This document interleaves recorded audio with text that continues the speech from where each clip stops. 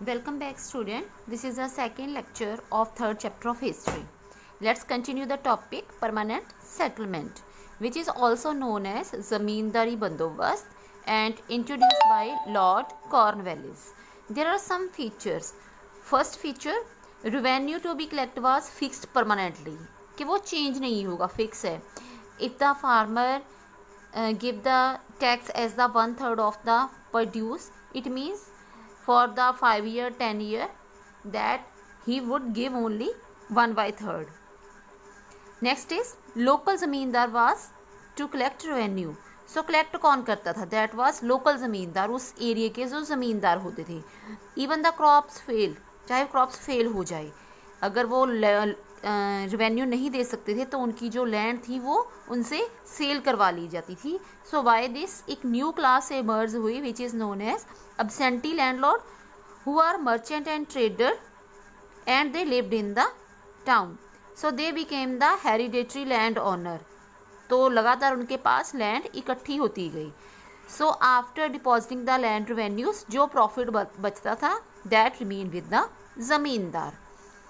Next is there are some advantage for the company after this permanent settlement. First, income of the company was increase हुई even in the worst climate condition, चाहे flood आए चाहे drought आए, that farmer को अपना जो revenue है वो पे करना है. Next, new landlord were staunch supporters meaning very loyal, बहुत वफादार सपोर्टर मिले ब्रिटिश गवर्नमेंट को. और उनको यूज़ किस लिए किया गया? उनको अथॉरिटी भी दी गई, as well as they are also consider as the suppressing revolt, के वो रिवोल्ट नहीं करेंगे against the British. And what was the effect on peasant zamindar? इनके ऊपर क्या इफेक्ट पड़ा? इनके ऊपर सबसे बुरा, बैडली, टेरेबली इफेक्ट पड़ा. द पीजेंट जो एक्चुअली क्या करते थे, एक्चुअल कल्टिवेटर्स, जो एक्चुअल में कल्टिवेशंस करते थे, खेती करते थे on off the land, were left at the mercy of ज़मींदार. अब वो ज़मींदार की दया के ऊपर डिपेंड करते थे एंड उनको बहुत ज़्यादा हाई रेवेन्यू भी पे करना था. अदरवाइज़ जो उनकी ज़मीन थी उनसे उसको एक्सपेल कर दिया जाता था. In order to pay the revenue, peasant borrow money from the landlorder, उनको मनी बोरो करनी पड़ती थी at the high rate of interest. In case of non repayment, अगर वो लोन नहीं रिफंड करते थे तो उनकी जो लैंड है वो सील कर ली जाती थी. And they compel to the migrate to the city, और उनको अपना विलेज छोड़ के सिटी माइग्रेट होना पड़ता था. So in the first few years जो लैंड रेवेन्यू था it's totally very high. Some landlord barely could not manage, तो इसके लिए उन्होंने भी ज़मींदार को भी कई बार अपनी जो ज़मीन थी वो छोड़नी पड़ी. बट इसके चलते ब्रिटिश ने और लैंडलॉर्डर ने कोई ऐसा एफर्ट्स नहीं किए जिससे जो एग्रीकल्चर में कोई इम्प्रूवमेंट की जाए, इन्वेस्टमेंट की जाए. So all the peasant were forced to grow cash crop like indigo and cotton which were mainly used by the British company. तो उनको फोर्स किया जाता था कि ये वाली चीज़ों को ही आप लगाओ.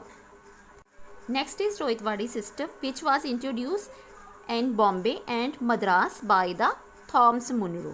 So in this system, the revenue collected by the Rohit, which is also known as cultivator. Rohit means कि जो खुद खेती करते हैं, that farmer वो direct tax deposit कराएंगे to the गवर्नमेंट. तो इट मीन्स जो बीच में मिडल मैन थे, ज़मींदार थे, उनको यहाँ से रिमूव कर दिया गया.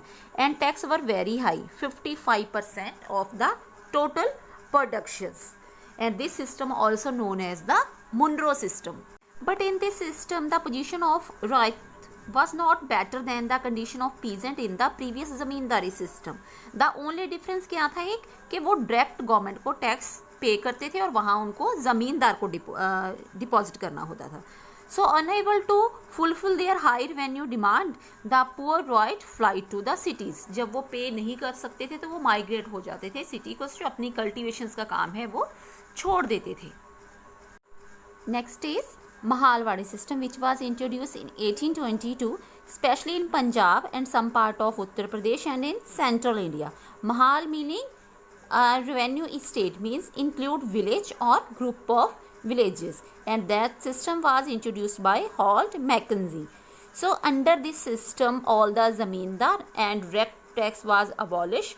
सो company made the group, different group बनाए जिनके रिकॉर्ड रखे गए. According to it each village has one headman which is known as talukdar और head of the village who collect the revenue. वो पूरे विलेज का, पूरे महाल का रेवेन्यू कलेक्ट करेंगे and that person deposit the revenue to the government and it will be periodically के 6 month के बाद जाना है, 4 मंथ के बाद जाना है and it's almost half of the total agriculture productions. कि जैसे उसमें रोहित वाली सिस्टम में दैट वाज 55%, तो इसमें 50% होता था. Effect of these system. Due to regular famine that farmer were forced to sell their land. उनको अपनी ज़मीन बेचनी पड़ती थी. Even ज़मींदार did nothing to improve agriculture. So now land become a saleable property. Saleable property बन के रह गई थी, उसको खरीदा जा सकता है, उसको बेचा जा सकता है. And mortgage, mortgage means that property which was sealed by the government and under control by the government. So money lender also play an important role because due to meet revenue demand for the farmers, household expenses खर्चे खर्चों के लिए, to raise marriage farmer took loan from the money lender at very high rate of interest and when they were unable to pay back the loan lost their property. वो अपनी property को बेच देते थे to the money lender. So in the course of time, जैसे जैसे time निकलता गया, due to indebtedness कर्जे के कारण large section of the peasantry became landless. तो ज़्यादातर जिनके पास खुद की ज़मीन होती थी, खेती करते थे, दे बिकम लैंडलेस.